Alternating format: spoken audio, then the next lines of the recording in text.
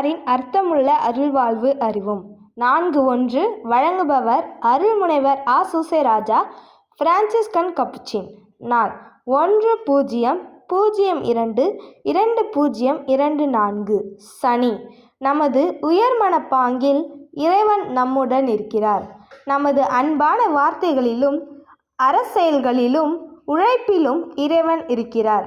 அவர் நமது துணைவன், நமது கூட்டாளி, நமது உழைப்பிற்காக பலனை பன்மடங்காக தருபவர். செயல்பாட்டு அருள்வாழ்வு. மடாலய தலைமை துறவி ஒருவர் ஜெப சக்தியை உணர்த்தார். பெருஜியா மறை மாவட்டத்தில் உள்ள சான் கிறிஸ்டினோ இல்லத்தின் தலைவர் புனித பிரான்சிஸை சந்திக்க நேர்ந்தது.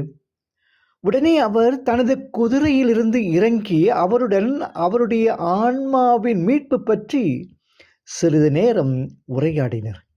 இறுதியாக அவர் அவரை விட்டு வெளியேறும்போது அவருக்காக ஜெபிக்கும்படி தாழ்மையுடன் கேட்டார்.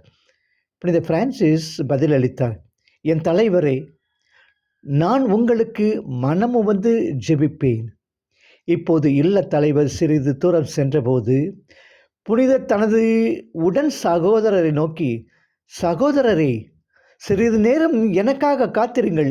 ஏனென்றால் நான் வாக்குறுதி அளித்த அந்த கடனை நான் செலுத்த விரும்புகிறேன்.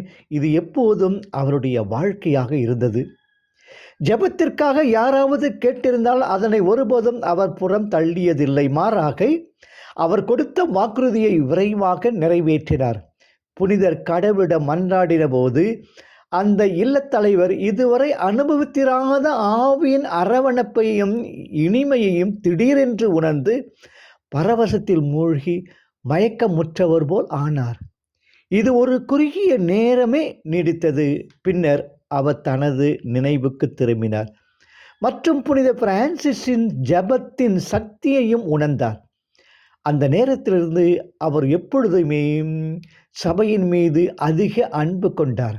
மேலும் இந்த அற்புதமான நிகழ்வை பற்றி பலரிடம் எடுத்து கூறினார்.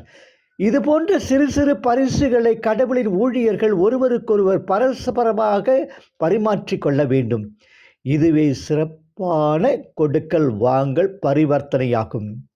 ஆன்மீகம் என்று சில சமயங்களில் அழைக்கப்படும் இந்த புனித அன்பு ஜெபத்தால் விளையும் கனிகளில் மனநிறைவு அடைகிறது. இவ்விதமாக பிறரன்பு உலகு சார்ந்த கொடைகளை குறித்தே மதிப்பிடப்படுகிறது.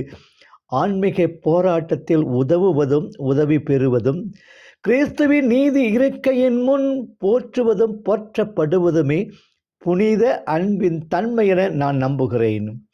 பிரான்சிஸ் தன் ஜெபத்தின் வல்லமையால் மற்றொருவரில் எழுச்சியை ஏற்படுத்தினார் என்றால் அவர் எத்தகைய விதத்தில் ஜெபத்தில் சிறந்திருந்தார் என்று உணர முடிகிறது.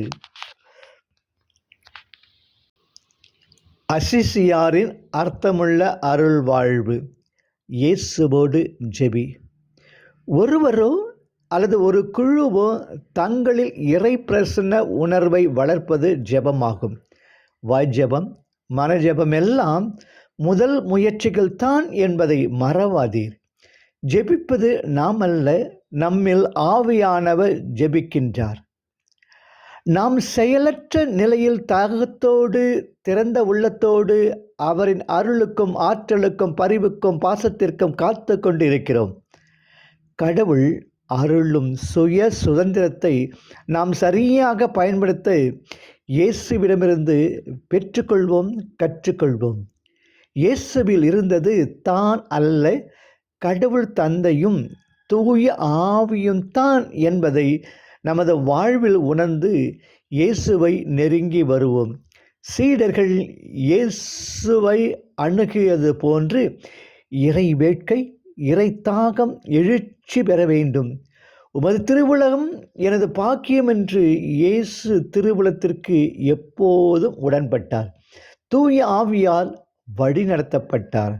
நம்மில் அவர் இருப்பது ஜெப வாழ்வு, நம்மில் அவர் செயல்படுவது பணி வாழ்வு.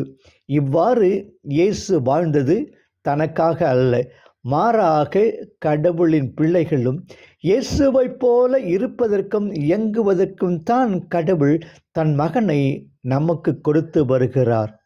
நாளை சந்திப்போம்.